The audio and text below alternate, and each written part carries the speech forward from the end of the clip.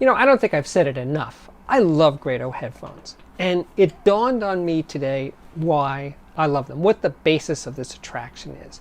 And it's happening because I've been in this head lately of listening to a lot of horn speakers. I listen to JBLs, I've listened to Klipsch's, an avant-garde or two, and they all have this quality of liveness to their sound.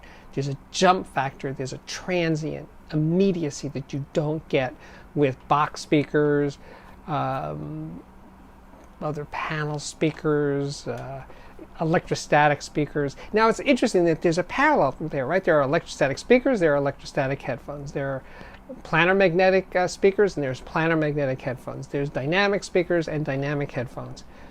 There's horn speakers, but no horn headphone. And yet, Grados have a horny sound, for lack of a better word, right? They have that jump, that immediacy, that thing that other types of headphones, drivers of headphones, don't really do. Now, some people say that Grado headphones are bright, and some people say that horns can be bright and too in your face and stuff, and a little coarse. Yeah, that's sometimes true of Grado headphones. There's no perfect headphone or no perfect speaker, so we have to make our choices. But the nice thing about headphones compared to speakers is they're usually a lot less money and they're a lot smaller, so you can have lots of headphones easily.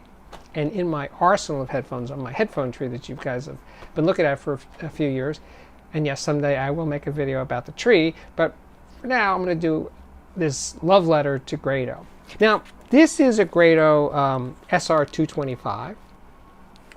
I like this headphone a lot, and actually I was listening to my SR80s, which are about $100 recently, and I misplaced them, but they look exactly like these. And all Grados have this quality. Cheap ones, expensive ones, they all kind of do it. I remember a few years ago, I was at a Chesky Records recording session. They were using a binaural head, which is a human-sized plastic head with microphones where the ears are as their microphone setup. So everybody was listening to the playbacks of the sessions on headphones, and there was a pair of SR80s there. Now, mind you, I was just out in the church. This was recorded in a church. I was out in the church listening to the actual musicians and singers in the church. Then I go in and I pop on a pair of SR80s, $100 headphones, and I'm thinking, damn, it's like, yeah.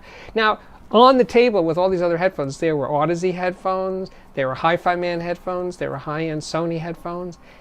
They sounded better in the sense of refinement and purity and transparency, but they didn't have that live jump factor of those SR80s, and that kind of blows my mind.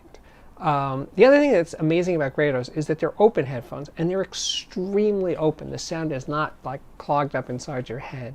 It's open, and that is also part of the reason that for me they sound so good. But it's the jump factor, and that's it. They're really efficient. They're, highly sensitive, easy to drive. Doesn't take anything to make them sound pretty damn good. Although I do like them with tube headphone amplifiers. I used, I remember, a Woo Audio WA3, which is a $450 tube amplifier made in New York City one time, and I was listening to Grado RS1 headphones at a show.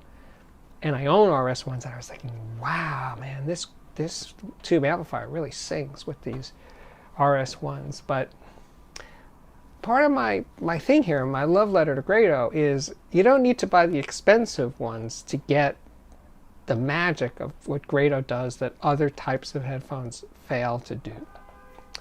For $100, I think the SR60, which is a little less, it's funny, I'm not so crazy about the 60, but from the 80 on up, and I've heard many, probably most Grado models, they all share that jump factor, that live factor that just gets me every time. Now, one thing I've come to realize about Grados over the years is that how you position them on your head does change their tonal balance. So some people just pop them on and it is what it is. But if you move them around on your ears, you'll hear where they kind of line up.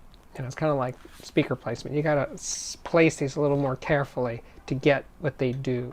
They can sound thin sometimes, and I also find that replacing the ear pads with, these are the kind of the cup-shaped ear pads, with the flatter ear pads helps bring out some warmth and body to the Grado sound. And those are easy to find on Amazon. Just look for Grado replacement foam ear pads and you will see many options and choices.